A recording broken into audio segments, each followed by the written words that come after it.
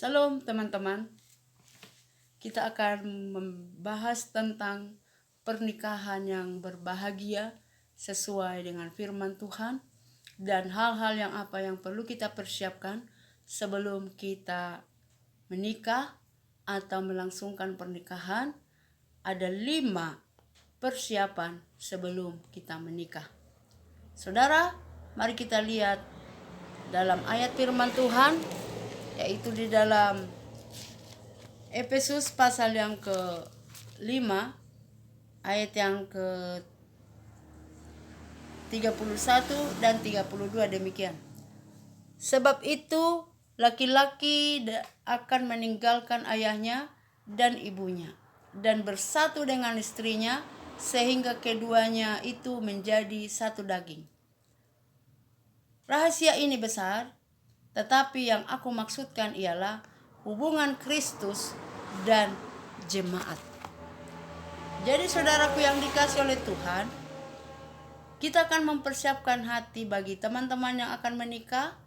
Mari dengarkan hal-hal ini baik-baik, supaya ketika nanti teman-teman melangsungkan pernikahan, maka saudara dapat mempersiapkan diri. Jadi 5 persiapan sebelum menikah. Yang pertama saudara ialah bimbingan pranikah. Menurut penelitian, pasangan yang mengikuti bimbingan pranikah biasanya akan memiliki kehidupan pernikahan yang lebih sukses daripada yang tidak mengikuti bimbingan pranikah.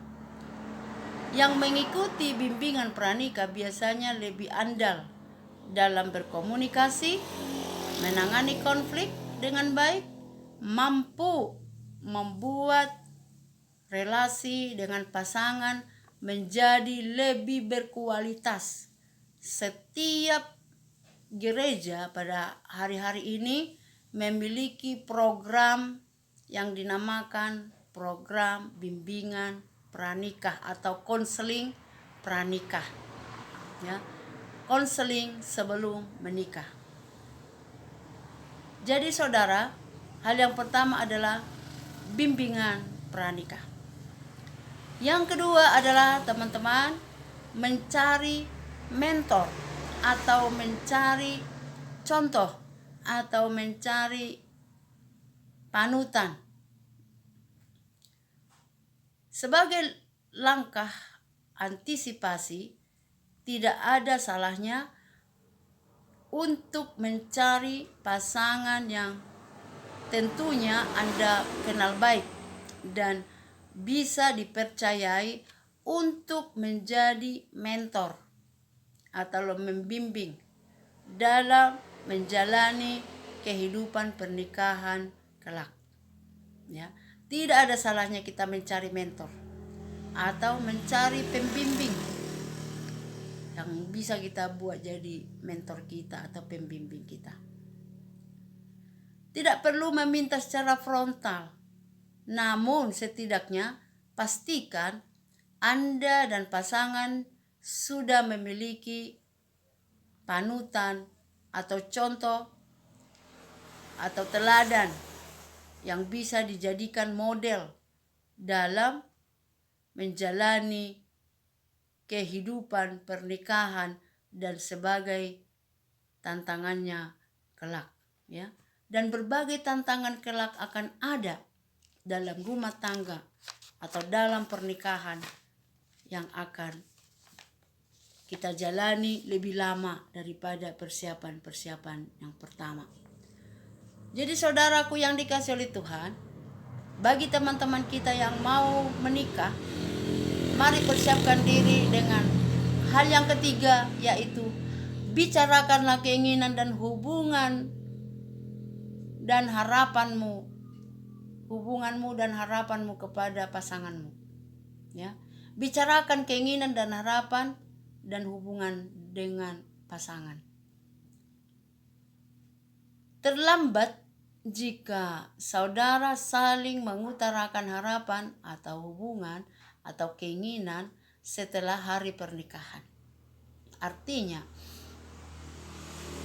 bicarakanlah keinginanmu, harapanmu di waktu kau masih pacaran, di waktu Anda masih dalam persiapan pernikahan. Jangan setelah saudara melangsungkan pernikahan baru saudara utarakan, oh saya dulunya maunya yang begini, begitu, ya. Tidak, tetapi sebelum saudara menikah, utarakanlah keinginan-keinginanmu kepada calon suamimu atau calon istrimu.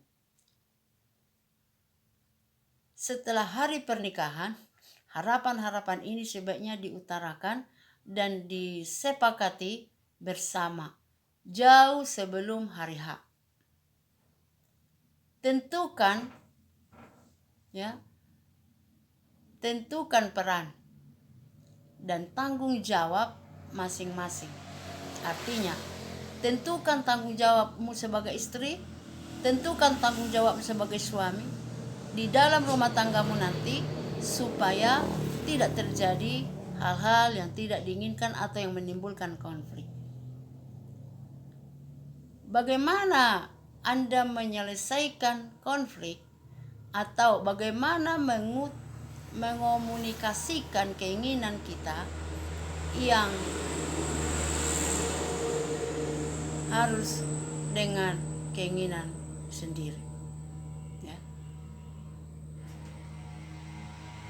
Bagaimana, sekali lagi saya ulangi, bagaimana mengomunikasikan keinginan kita yang beda dengan keinginan suami kita. Suami dan istri biasanya banyak perbedaan, ya. Dan yang keempat, kita akan bahas mengenai perbedaan. Jadi hal yang keempat adalah menjembatani perbedaan. Artinya sebelum menikah, cari solusi bagaimana menjembatani perbedaan yang akan terjadi nanti di dalam rumah tangga. Semua pasangan pasti memiliki perbedaan. Karena itu, sebelum menikah, belajarlah menjembatani perbedaan itu supaya hubungan tetap hangat dan terjaga. Mungkin perbedaan itu termasuk dalam hal sepele. Misalnya, ketika istri memasak untuk makanan suami, istri harus tahu selera suami apakah asin atau tidak terlalu asin. Nanti jika terlalu asin, padahal suami tidak suka asin, maka akan terjadi konflik. Jadi untuk menjembatani ini, tolong disepakati sebelum dalam terjadinya pernikahan. Contoh yang kecil, ya. Bahkan dikatakan lagi rencana memiliki anak.